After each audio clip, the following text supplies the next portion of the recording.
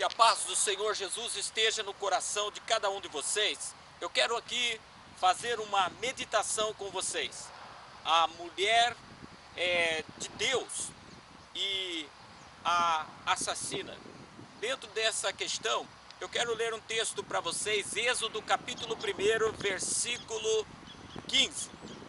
Falou o rei do Egito às parteiras das hebreias, das quais uma se chamava Cifra e outra Puá, dizendo: quando ajudardes no parto das hebreias, e as virdes sobre os assentos, se for filho, matá-lo-eis, mas se for filha, viverá. As parteiras, porém, temeram a Deus, não fizeram como o rei do Egito lhes ordenara, antes conservavam os meninos com vida, pelo que o rei do Egito mandou chamar as parteiras e as interrogou: por que tendes feito isto e guardado os meninos com vida? Responderam as parteiras a Faraó: é que as mulheres hebreias não são como as egípcias, pois são vigorosas, e já têm dado à luz antes que as parteiras cheguem a elas. Portanto, Deus fez bem às parteiras, e o povo se aumentou e se fortaleceu muito.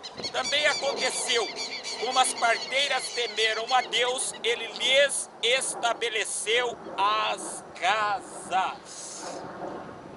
Meus filhos, nós estamos na geração mais assassina que existe. 10% dos homicídios que existe no mundo situa-se no Brasil. E para aumentar esta situação de gravidade, de assassinato, existe aí um grupo feminista e um governo que acha que o poder da vida e o poder da morte está na mão do ser humano, está na mão do governo, está na mão daquelas que acham que pode matar, porque, por exemplo, o Zika cria lá aquela enfermidade microcefalia, entre outras coisas. Mas aqui o que eu quero comentar com vocês é que José, no capítulo 1 de Êxodo, versículo 6, fala que José e todos os irmãos dele tinham morrido. O povo de Deus crescia e se multiplicava, e com os anos entrou um faraó que não conhecia a história de José.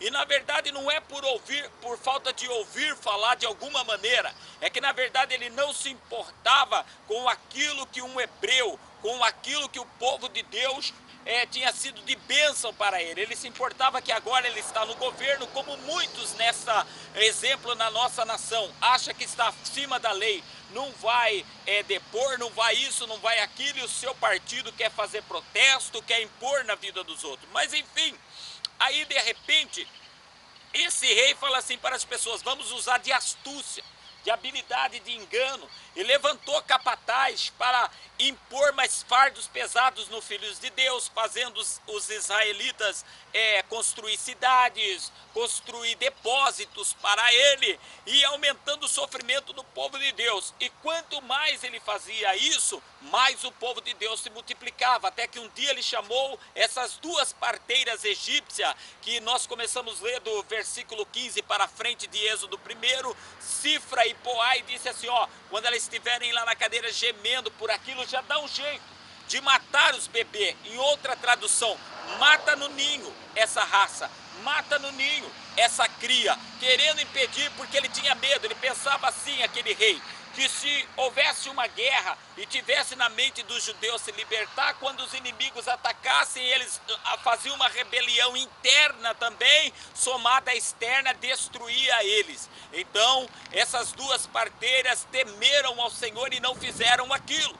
E aí ele chamou elas e perguntou: por que acontece isso? Ele falou: as parteiras são vigorosas. Quando vem a contração em outra linguagem, elas já são fortes e põe a criança para fora, praticamente não depende de nós. Apesar de terem, vamos dizer, contado esta mentira, por temor, por não querer ser assassinas, então aí nesse contexto você vê que então Deus as abençoou.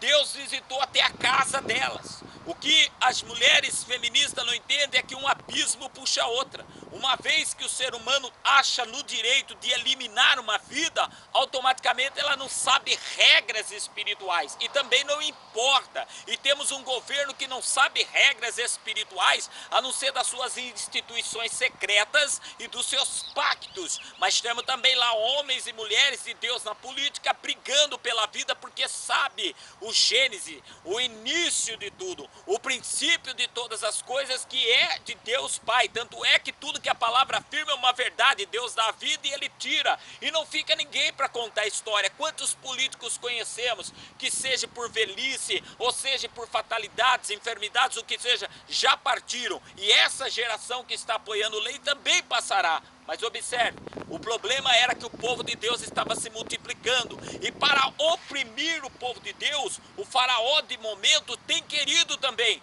aumentar leis para contradizer, para oprimir, aumentar o sofrimento e forjar essa igreja de portas abertas a abrir mais ainda, tipo casamento homofetivo e entre outras situações. O que eu queria te dizer era que isso, duas egípcias, irmãos, duas ímpias, temeram ao Senhor, Poá e Cifra. E aí eu quero terminar falando para você que é ungido. Quando o faraó não conseguiu matar quando nasceu, ele falou, então quando nascer, vai lá no ninho, joga no rio.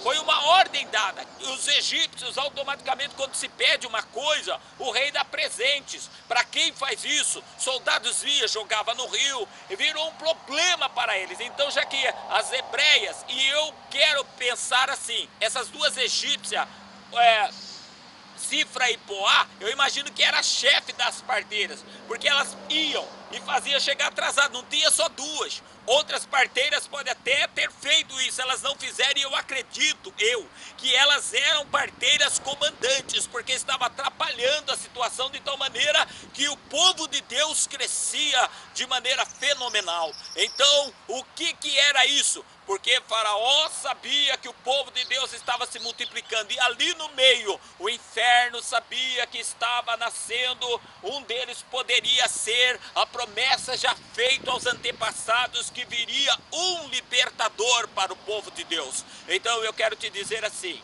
olha, poderia estar nascendo um libertador, poderia estar nascendo um ministro, e se você escapou da morte quando nasceu, em situações da vida, jogado nas águas da vida, você escapou, não é por acaso, é porque Deus tem um plano com você.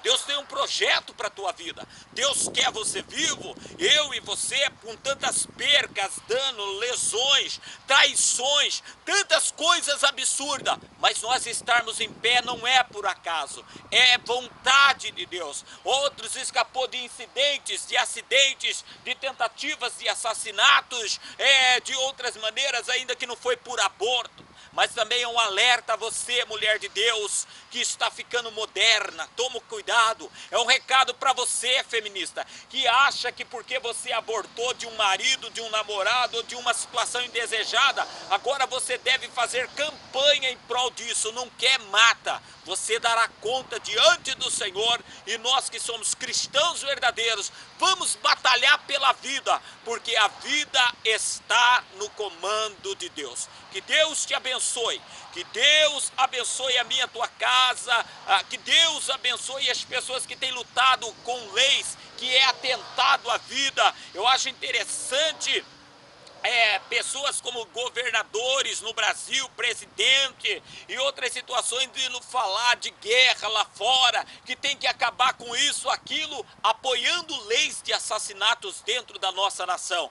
E a você, cristão, que está ficando moderninho, dizendo que pode isso, pode aquilo, duas ímpias temeram ao Senhor. Eu espero que você também tenha juízo e tema ao Senhor, porque a palavra diz que Deus trará todas as coisas, até aquilo que está encoberto, quer seja mal, quer seja ruim. Que Deus nos abençoe e tenha misericórdia de nós, e que o espírito do homicídio e do assassinato caia por terra, em nome de Jesus.